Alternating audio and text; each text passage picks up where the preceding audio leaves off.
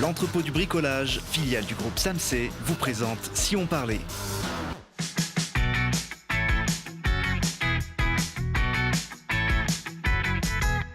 Ouais, parce que c'est important de regarder aussi ce qui se passe près de chez nous. Télé Grenoble vous donne la parole tous les jours du lundi au vendredi à 19h15, 20h15 et 23h15.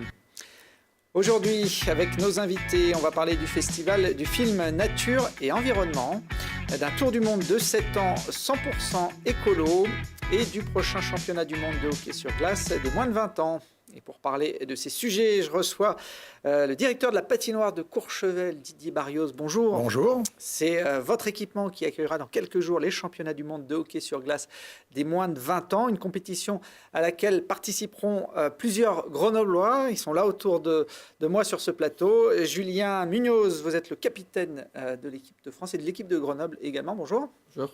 Vous êtes venu avec vos deux gardes du corps, hein. Alexandre Pascal, défenseur de l'équipe de France, et Julien Janca, le gardien de but de Grenoble et de l'équipe de France. Bonjour à tous les trois. On a en face de vous un sportif également, Olivier Père, globetrotter, auteur d'un tour du monde sans moyens mécaniques. Il est venu d'ailleurs avec son vélo. Hein. C'est le vélo qui a parcouru la planète. C'est lui qu'il faut applaudir, c'est le baroudeur. Et ben voilà, on l'applaudit, le baroudeur, c'est son petit nom.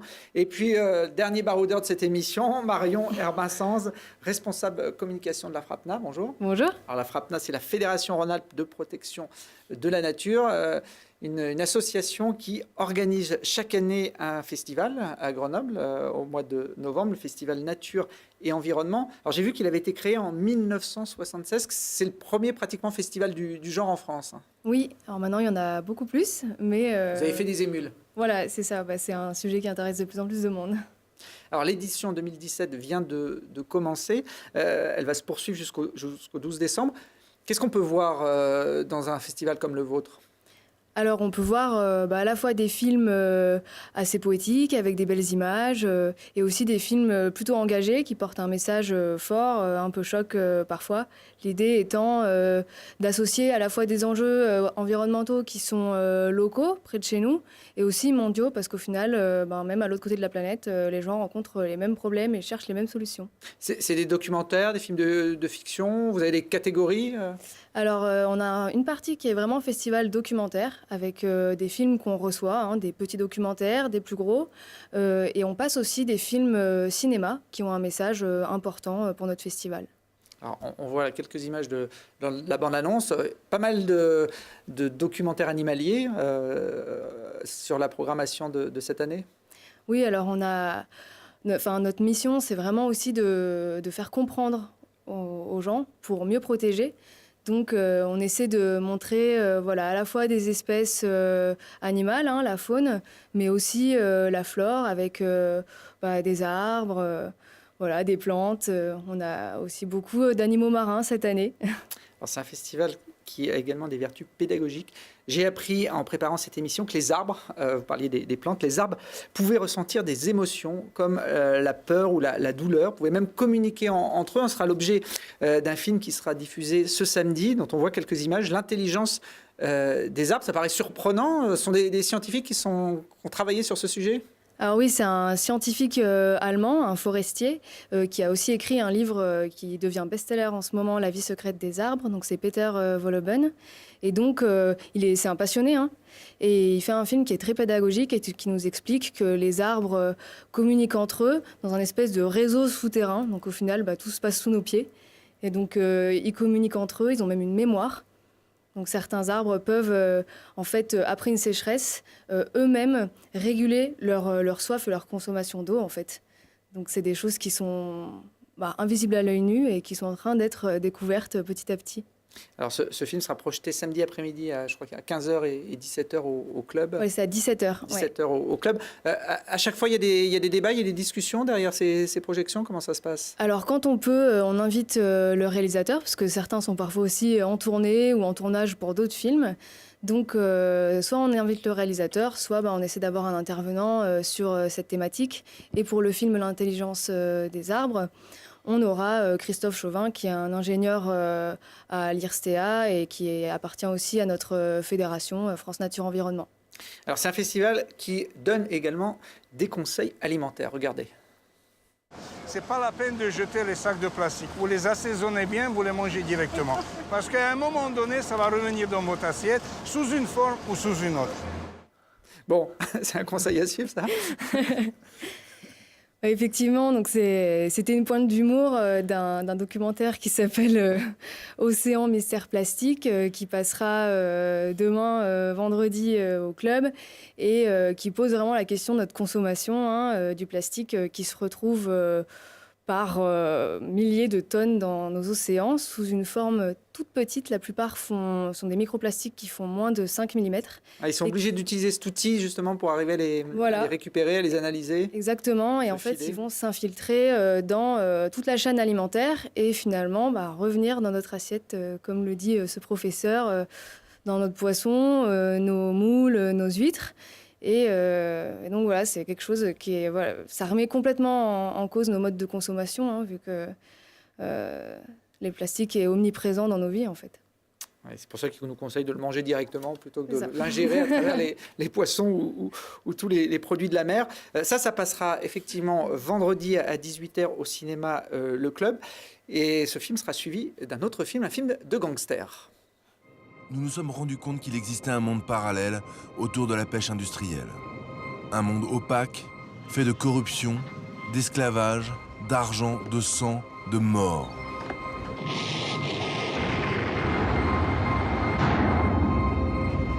Un business qui pouvait rapporter très gros.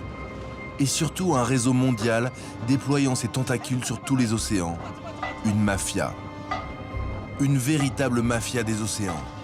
Un poisson sur 5 serait pêché illégalement. Une menace écologique, un drame humain. C'est cette histoire que nous allons vous raconter. Bon, il fait pas rire celui-là. Alors c'est vraiment vendredi, c'est la soirée choc un peu. C'est la soirée très militante. Et effectivement, c'est une très bonne enquête qui fait prendre conscience de tout ce qui entoure le sujet de la pêche illégale à grande ampleur et qui montre que vraiment ratisser les fonds marins à coups de filet, c'est un grand désastre écologique. Et c'est aussi un drame humain avec des personnes qui sont embauchées pour faire ce travail-là, souvent des sans-papiers qui du coup sont très maltraités et voilà, qui vivent dans des conditions absolument effroyables. Donc c'est aussi notre mission de parfois dénoncer certaines choses. Après, voilà, on a aussi des films beaucoup plus contemplatifs, poétiques et pour que chacun puisse s'y retrouver. Il y en a pour tous les goûts pendant cette quinzaine. Mais si on a envie de se faire peur, le film projeté mardi prochain n'est pas mal non plus. En 1994, les scandales de l'amiante éclatent partout en France. Depuis 16 ans que je défends des victimes d'amiante. Jamais aucun employeur ne s'est présenté à une audience du tribunal des affaires de sécurité sociale. Jamais. Je n'ai pas pris de précautions particulières. Une chaleur est sortie de cette cuve. J'ai senti quelque chose qui me chauffait tout le corps. Tout de suite, il a fait le comparatif avec l'amiante. Ça m'avait frappé. Lui me disant « ça va être un scandale sanitaire aussi grave, voire plus important que ce qui s'est passé dans l'amiante ». Le droit ne s'arrête pas aux portes des usines. Ça voudrait dire qu'on n'a pas le droit de tuer dans la société, dans la cité.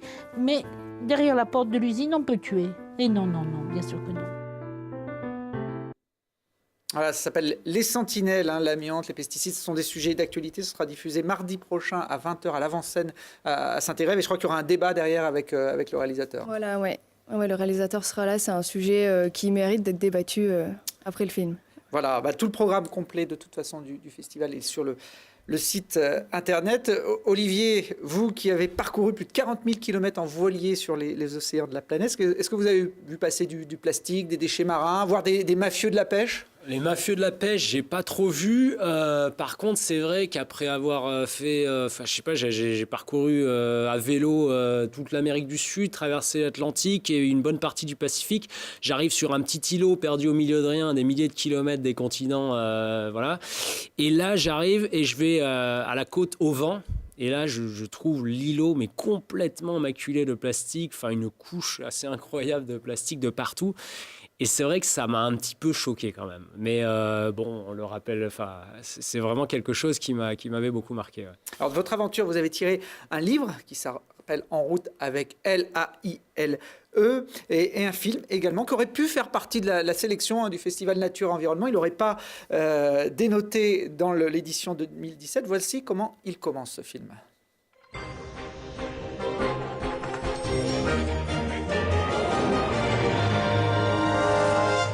Il est 20h, bonsoir à tous, voici les titres de l'actualité de ce vendredi. Imagine ouvir toda essa salada de língua. Un type absolument incroyable. Olivier Père. Olivier está percorrendo o país de bicicleta. Il en a vu du pays, le baroudeur. Le tour du monde pendant 7 ans. Un tour du monde de 7 ans. Sans jamais utiliser de moteur. Carbon free. Riding. À vélo. And sailing. Sur un voilier. Paragliding. Ou en parapente. Il y a ceux qui vont au-delà. Ce vélo-là, il a 105 000 km à son actif. 105 000 km et toujours debout. Il est là, le vélo, le baroudeur. Vous êtes parti il y a bientôt 10 ans de Grenoble, Olivier, pour parcourir le monde, donc avec vos petits mollets, qui ont dû bien grossir depuis. Le 11 juillet 2008, 9h30 du matin, je me rappelle, je partais avec des mollets relativement petits. 2 mois plus tard, ils avaient grossi effectivement. En fait, comme quoi, le premier jour, j'ai fait 35 km. Et je pense qu'au bout de 2 mois, j'avais réussi à atteindre 182 km dans la journée. Et en fait, à la base, c'est ça que je cherche à dire, c'est que j'étais pas un cycliste, j'étais pas non plus un marin, j'étais un parapentiste plutôt débutant. Et pourtant, je suis parti pour un tour du monde intégralement non motorisé avec ce vélo, faire du voilier stop pour les 2 plus grands océans de la planète et parcourir des sites en parapente. On le voit, votre parcours là sur cette petite animation. Vous saviez en partant que vous feriez exactement ce tour-là et que vous partiriez pour 7 ans ou il y a eu beaucoup d'improvisation en route? Alors au départ, moi, à l'âge de 14 ans, en fait, je voyais partir mon grand frère pour traverser la France. Ça m'a donné l'idée, mais c'est incroyable, si lui, il utilise un petit vélo avec lequel je vais au collège tous les jours et il peut parcourir tout un pays. Alors moi, est-ce que je peux pas faire quelque chose comme ça à échelle plus grande? Et puis je suis tombé sur un récit d'un tour du monde à vélo et là, c'était l'idée. Donc à 14 ans, j'ai commencé à rêver, mais je suis parti qu'à 28. Du coup, ce rêve a grandi en moi jusqu'à ce que je parte, en fait, à l'âge de 28 ans, avec cette conviction profonde que absolument rien pourrait m'arrêter pour pouvoir accomplir ce rêve. Pourquoi non motorisé de façon intégrale? Vous n'êtes pas simplifié la vie parce que effectivement, Thibaut, c'est grâce à des personnes comme ma collègue juste à droite qui organise des festivals et en fait aussi à mes professeurs à l'école. J'avais un professeur d'écologie qui me racontait en fait tout simplement toutes ces problématiques environnementales qui existent aujourd'hui. Moi, je suis né en 1980 à Grenoble et je pense que ce voyage et cette chose-là, je ne suis que le produit de mon époque. Et finalement, c'est simplement en étant curieux de nature, mais pas plus qu'un autre. Et en fait, que ça m'a donné l'idée de réaliser mon rêve, certes, de faire le tour du monde avec une certaine approche de la nature suffisamment lente pour pouvoir la découvrir pleinement.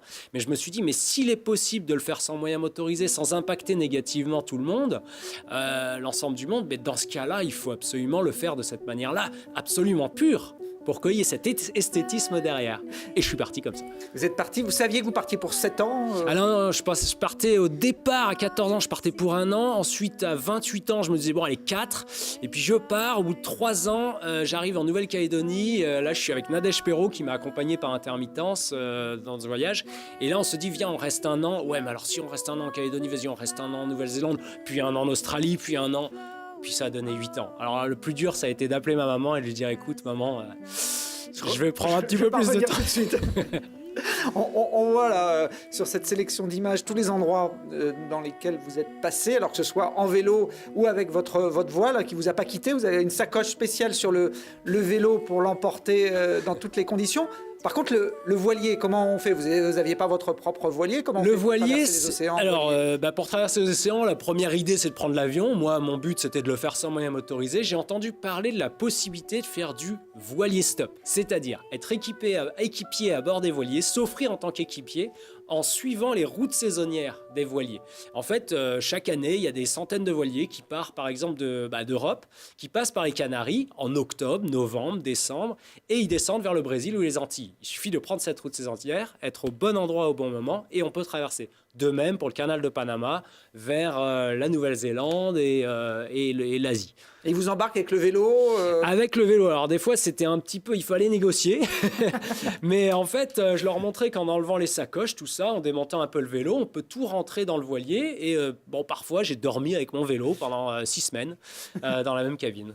Bon, puis avec la voile que vous aviez sur le porte-bagages, vous pouviez peut-être leur donner un petit coup de main quand il y avait du vent? Ouais, alors pas voilier, pas en voilier, mais par contre, en vélo, j'ai eu cette idée d'allier la voile de parapente et le vélo afin d'avancer sur un immense lac salé qui est en fait le Salar d'Uyuni, donc c'est dans le sud de l'Ipèze en Bolivie. Là, j'étais à 4000 mètres d'altitude, je prends l'aile au-dessus de ma tête, on s'amusait à faire des photos avec Nadège et j'ai l'idée de me mettre sur le vélo et là, je sens l'aile commencer à me tracter et en fait, à ce moment-là, j'ai inventé le vélo voilier sur Salar et on a réussi à se faire tracter l'un l'autre avec Nadège à travers 80 km, 35 km/h sans un coup de pédale. C'était merveilleux.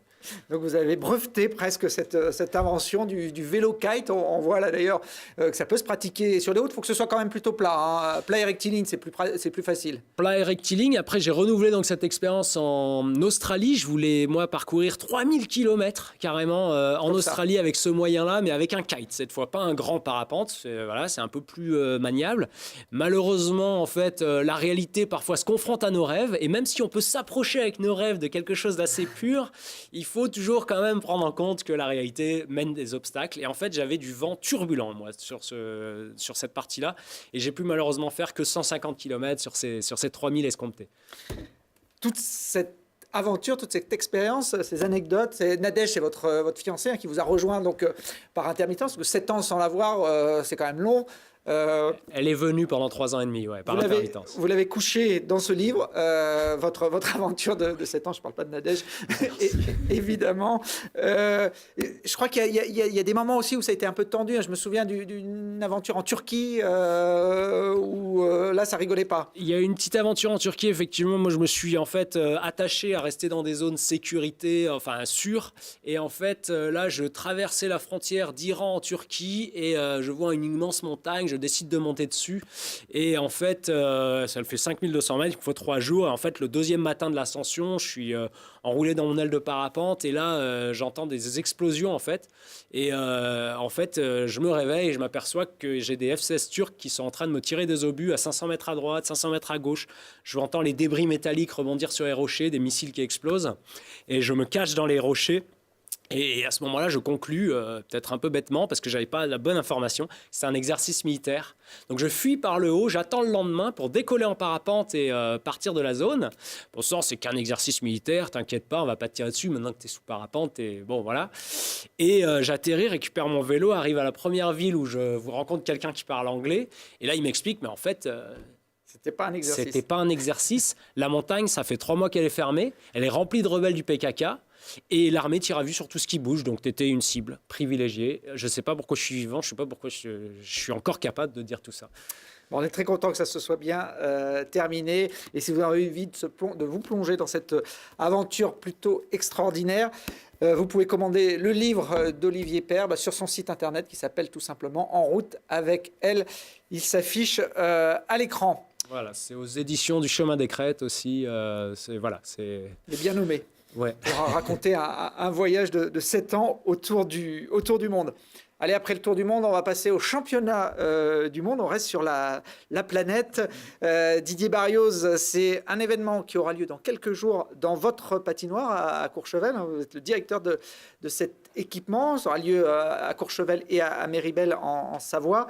Vous allez accueillir en fait pendant une semaine les futures stars du hockey mondial. Oui, tout à fait, du 10 au 16 décembre. Donc, on va avoir le championnat du monde U20. Je dirais que c'est le plus beau championnat du monde à organiser, après, bien sûr, le championnat du monde senior, élite. Et là, j'espère qu'il y a une belle équipe de France. Je dirais qu'il y a une équipe complète et j'espère qu'elle va briller. Et puis, il y a surtout un petit phénomène qui est avec eux, qui s'appelle Alexandre Texier, tout le monde connaît à Grenoble, qui a été repêché par Columbus et qui n'était pas du tout annoncé parce qu'il y avait un problème justement de le lâcher. Et finalement, Columbus a accepté de le lâcher. Alors, pour ceux qui ne connaissent pas Alexandre Tessier, j'ai des images de lui qui devaient passer un peu plus tard, mais on va les envoyer là-dedans. Il est tout jeune, hein, il a à peine 18 ans. Voilà, c'est lui, il jouait encore à Grenoble l'an dernier avec une grille, parce que quand on est mineur, on ne peut pas jouer avec un casque comme les autres. Et c'est vrai que ça devrait devenir la grande star, ou une des grandes stars internationales dans les années à venir. Eh ben, il a été repêché à 17 ans. C'est quand même un exploit. Alors pour ceux qui ne connaissent pas repêcher, ça veut dire que les grands clubs américains lui ont mis le grappin dessus. C'est ce qui se fait de mieux, c'est la Ligue nationale au niveau du championnat nord-américain entre le Canada et les États-Unis. Et toutes les stars sortent de ce championnat. Donc on a la chance d'avoir, c'est le 3e Français qui va être en activité. J'espère qu'il va être rapidement en activité. En NHL. Ouais, exactement, et qu'on se fasse plaisir à pouvoir le voir et le regarder, bien sûr, sur nos chaînes de télé, quoi. Ouais, on n'est pas prêt de le revoir en France. Il fallait en profiter quand il était à Grenoble, sauf effectivement du 10 au 16 décembre, puisqu'il sera avec l'équipe de France. Vous le connaissez bien, Julien Alexandre, puisqu'il a été formé comme vous au Brûleur de Loups. Avec lui, ça vous donne des velléités par rapport à cette compétition un peu supérieure? Vous y allez pour gagner ce championnat du monde? C'est sûr que quand on a un joueur du niveau d'Alexandre dans l'équipe, tout peut arriver parce que à tout moment il peut débloquer une situation à lui tout seul. Donc c'est toujours un plus d'avoir un joueur comme ça et c'est super. Alors l'équipe de France des U20, c'est comme ça qu'on l'appelle, c'est le dernier palier avant de rentrer chez les seniors. Vous, ça fait combien d'années que vous jouez avec le maillot de l'équipe de France? Moi, j'ai fait un championnat du monde en moins de 18 ans et là, ça va être mon premier en moins de 20 ans. On a la pression quand on porte le maillot de l'équipe de France, c'est différent d'un match de championnat avec son club? Ouais, forcément c'est différent, mais il y a aussi beaucoup de fierté de porter le maillot bleu, blanc, rouge pour un match, donc c'est plus de la fierté, je pense, que de la pression. Alors, vous, c'est votre premier championnat du monde U20. Alexandre, qui est avec nous, sera la troisième expérience. Hein. C'est ça, vous êtes déjà un vieux briscard, vous. Il y a plus vieux que moi, mais ça va être ma 3e expérience. Bon, vous pourrez donner quelques conseils à vos collègues. Julien, vous avez un rôle un peu particulier, le gardien de but en hockey. C'est un rôle où on bouge pas beaucoup, mais il faut être bien présent. Hein. Ouais, il faut être concentré tout le match et c'est pendant 1 heure. Du coup, faut surtout pas avoir de coups de moins bien pendant le match. Et puis, c'est beaucoup de responsabilités. Bon, vous êtes grand, vous occupez toute la cage, c'est pratique, non? Ouais, c'est pratique, mais bon, il faut pas que ça. Didier, cette équipe de France, elle ne sera pas le seul. Hein. Il y a 6 nations qui participent à ce championnat. Tout le monde joue contre tout le monde pendant une semaine. Alors, c'est un championnat. Et donc, ils vont tous se rencontrer pendant la période. Et le premier, bien sûr, sera champion du monde et aura la chance d'aller jouer dans l'élite mondiale, c'est-à-dire rencontrer le Canada, les États-Unis, la Finlande, les plus belles nations du hockey. Alors, le match d'ouverture, ce sera évidemment avec la France, le dimanche 10 décembre à 18h, avec du public, puisqu'ils vont jouer à domicile. Les Bleus, vous incitez d'ailleurs le public, notamment les fans de hockey grenoblois, à venir voir ces joueurs internationaux. Alors ça, exactement, c'est primordial. Parce que quand il y aura du monde derrière pour pousser cette équipe, c'est important. Et justement, c'est pour ça qu'on a monté c'est-à-dire sur des week-ends, on va essayer d'attirer les gens, les Grenoblois, ils sont les bienvenus. On a pour le prix de 10 €, ils ont un ticket et ils ont droit à 50% sur les remontées mécaniques et 50% sur l'Aquamotion, qui est un gros centre nautique, et aussi 50% sur les 2 sites, c'est-à-dire Méribel et Courchevel, et 50% aussi sur la piscine de Méribel. Donc on peut venir passer son week-end, à la fois profiter de ces 2 grandes stations de ski et aller encourager notamment l'équipe de France, puisqu'il y aura des matchs en fin de journée les week-ends. Tout à fait, donc le 10 avec France-Autriche et le 16 avec France-Kazakhstan, ce qui permet d'organiser des week-ends en famille. Alors Julien, le reste du temps, tous les 3, vous avez le maillot des Brûleurs de Loups. Vous faites d'ailleurs régulièrement des apparitions avec les seniors en élite. Il y a également un championnat U20 au niveau national. Mais la patinoire de Courchevel et de Méribel, vous les connaissez bien parce que vous y allez également jouer assez régulièrement des matchs de championnat. Ouais, parce qu'il y a eu une licence, ça s'appelle une licence bleue, c'est un système qui nous permet de jouer avec les équipes seniors d'autres clubs.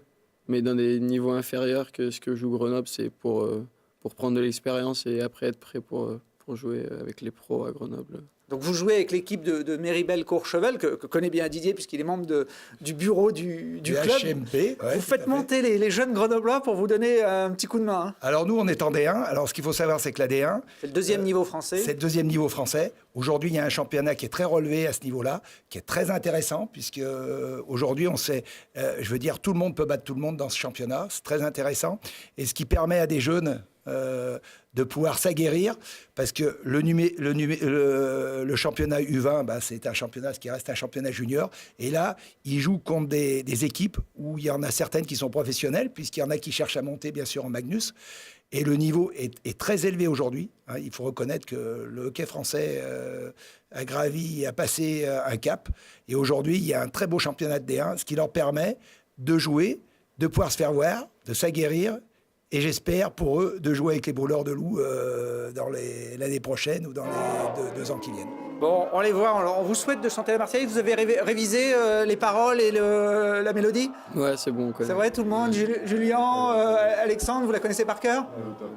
Bon, on voit qu'en tout cas, quand on a 20 ans, on la chante à plein poumon, la Marseillaise, et ça fait plaisir. C'est donc du 10 au 16 décembre à Courchevel et à Méribel, suivant les matchs. Et puis après les meilleurs hockeyeurs mondiaux, vous recevrez les meilleures skieuses de la planète, Didier, 3 jours après. Hein. Oui, on a la Coupe du Monde, d'ailleurs, dans cette même patinoire, donc il va falloir qu'on soit réactif, puisqu'on va avoir le tirage au sort, justement, pour la Coupe du Monde féminine. Donc on espère justement après aussi avoir beaucoup de monde et puis voir briller nos petites Françaises aussi, on espère. Et oui, et puis il y en a une que vous aimeriez bien voir gagner, elle s'appelle Taina Barrios, elle est de Courchevel et c'est aussi votre fille qui est en équipe de France depuis une dizaine d'années. Aucune Française ne s'est jamais imposée sur l'épreuve de Courchevel. Non, aucune. On espère que ce sera l'année d'une Française. Il y a Tessa, on espère. Tessa Worley est en forme. Tessa Worley est en forme. J'espère qu'on la verra faire un podium sur Courchevel, où je pense que les Françaises vont prendre leur chance. Taina arrive aussi pour essayer de faire un podium. Bon, donc pourquoi pas. Mais il faut se battre, faut pas hésiter. C'est vrai que pour les filles, c'est un peu plus difficile que les garçons en dehors de Tessa. Voilà, c'est du 19, les 19 et 20 décembre avec une manche en nocturne le mercredi 20. Ça aussi, c'est du beau spectacle. Merci à tous. Bonne continuation avec les Brûleurs de Loups, avec Courchevel, Méribel et l'équipe de France et Multicars. Et puis nous, on se plonge dans la lecture d'En route avec elle et on se retrouve demain pour d'autres aventures.